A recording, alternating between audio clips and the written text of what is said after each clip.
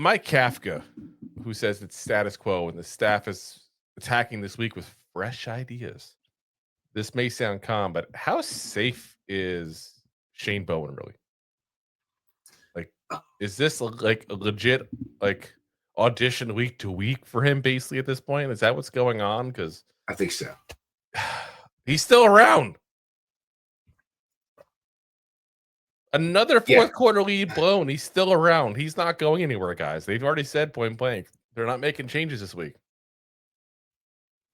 I don't get the defense didn't feel the same as when they lost against the Broncos. They didn't feel the same when they lost against the Bears. But no, they didn't have a 30-point lead to give up. No, and it was back and forth. They blew the lead. It wasn't a blowout. Like the game was back and forth on a lot of it, and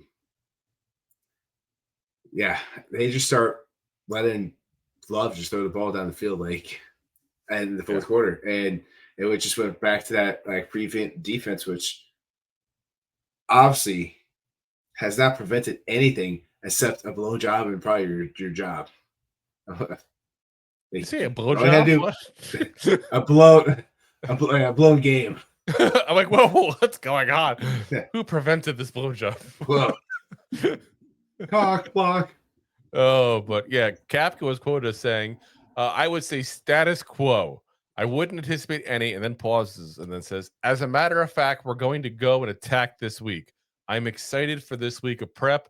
The coaches are excited about it. We just watched the tape with some good, fresh ideas. So this will be a couple of good work days here. We'll get the players in tomorrow, and we'll set that plan in motion. Yeah. Another fourth quarter lead blown. Yeah. That's what I feel like. I mean, he got so many games that we should have won. It's ridiculous. I just can't. I can't anymore. Like, there's no legitimate excuse for keeping Mike Kafka unless just nobody else wants the job. Bowen or Kafka? I'm not Bowen. I'm sorry. That's the only reason why is if nobody else wants the job. Yeah, I mean, I understand what they said and why they said it, and how to play that right now. Because if Daboll was that much of a control freak, how much was he saying to Bowen what you can or can't do? And this is how I want the team to be ran. So you have to give him a little. You have to give him a little bit more than a week. Like, all right, you were playing the Green Bay Packers. You guys thought that was going to be blown out. Everyone out there in the comment section, when I said that they were not going to lose more than a touchdown, I thought I was crazy. And fourth quarter loss, right? We're in the lead. So part of it comes down to we played a better team, but we had every opportunity to win that game, and it did come down on defense why we lost, and also was the third last interception in the end zone. But I feel like, am I crazy? Feel free to tell me if I'm crazy, but I feel like what's going on is that he's like the Daniel Jones of defensive coordinators. Yeah, but he can't succeed no matter what here because he's just damaged goods. The problem is, I hear what you're saying with that, but Bowen's also only been here a season and a half. It's not like we used to abuse him for the past 4 years, and now it's just get out of here. We're a bad team last year. No, stay here. No. You see here, you play for a terrible team, kid. Yeah. We got a new coaching regime here. We're going to change it around. I don't know. I can't get behind keeping Kafka at this point here. I'm okay with Kafka. Bowen. I keep on doing that. I'm okay with keeping Kafka, for the rest of this year and see what he gives and giving him a legit shot to even win the head coaching job if he's good. But I can't get behind in any way, shape, or form keeping Bowen. And the fact that Kafka keeps keeping Bowen here makes me question his judgment of everything now. So here's where I rebuttal that, because just like I said before, how much, and Kafka knows more than we do because we're not on MetLife ever, really. How much was Daboll being a control freak? And how much was he saying, this is what you control, this is how I want the team to play? automatically you have to go prevent defense in the fourth quarter. To now, Kafka, 1 week on a Kafka. Team looked different in the fourth quarter when it was splitting that lead. Yeah, it blew it in a whole different way. Listen, but it's a big difference. Like, we all knew Green Bay was a better team coming in. Yes. But they played a lot better, and Giants had every opportunity to win that game at the end. But it's 1 week. So, like, right now, like, it doesn't look good because we've already had 4 blown leads in the fourth quarter. So this just stacks up to it. But this is the first time we've seen it under Kafka. How he comes back next week against the Lions, we're probably going to get smoked. But the real test is how we play against the Commanders. And if we're up in the fourth quarter and they lose again, that's when you fire him. You got to give him a couple weeks. This one is probably the game that I have the least amount of faith in coming up. So maybe that's what it is. They're thinking, we're not going to even get a lead this time. Let's just get the defense get totally killed. We'll replace Kafka next week for the Commanders. And the guy looks like a genius because the Commanders can't score. AC, 4 blown leads in the fourth quarter until we went into yesterday. So he's saying 4 blown leads overall because he's including the blown lead in the Saints game as well, which wasn't in the fourth quarter, but still was a blown lead. I think it was talking about yesterday when we lost 5th blown lead. Oh, no, I think what it's talking about is that because we got the 5th blown lead this season. So, and while you wouldn't count usually a 1-point lead as a blown lead, but when it's in the fourth quarter with just 6 minutes left to go, you're going to count it as one. Yeah. So I get it. I just think that it's Kafka's job right now. And they said point blank that he's the one who controls whether or not Bowen stays and the rest of the assistants for that matter. I really think in my head, I just got to wonder if there's a situation where nobody else wants the job. I really just got to wonder if that's what it is. I think a lot of the place, if it was the old regime, yes, Daboll's gone.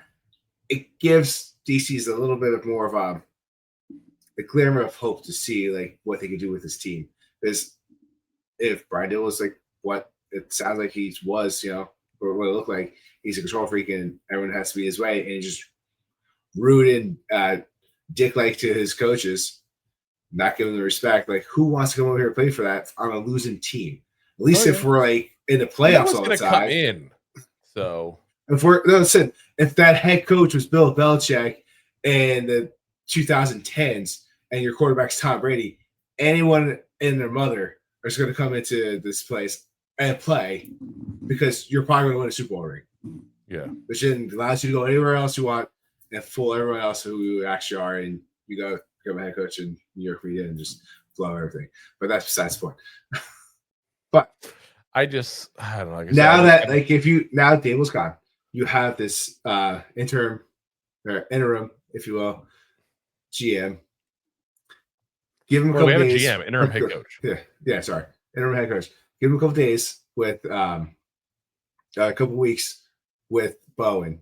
If he still produces, you got to give him a couple weeks to see like what's changed from when Daboll was there to like now Kafka's rules. Like, you got to see the alteration. Like, so just be upset that 6 days ago, now it's 7 days that Daboll's gone. 6 days that Kafka had it, and you saw a little bit of change, and it wasn't complete blood. It wasn't bad like what a lot of people thought. Like, you got to give him a little bit of time and see if he develops in the 3 weeks before you fire him. You will have people wanting to get this job if we get a new head coach, or even if you get Kafka, because people respect Kafka around the league. Because you also have an exciting young, a really exciting young receiver and neighbors. You have a fantastic rookie quarterback, and also Scatterbo. I mean, we'll see if he plays like he did before the injury. But I'm actually pretty excited about Scatterbo. You see the update on his he's moving his foot already. Yeah. Oh yeah, he was showing it like he's moving his foot already.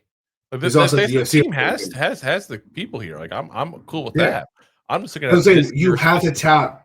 Oh, this year specifically, no, it's going to come until the offseason. No, and that's what I'm saying is you don't have someone come in. You gotta promote. You gotta promote from within. Probably, and that's why I'm wondering: does Marquez Manuel not want the job? Does Andre Patterson not want the job? Is that the issue that they just don't have somebody qualified to take over?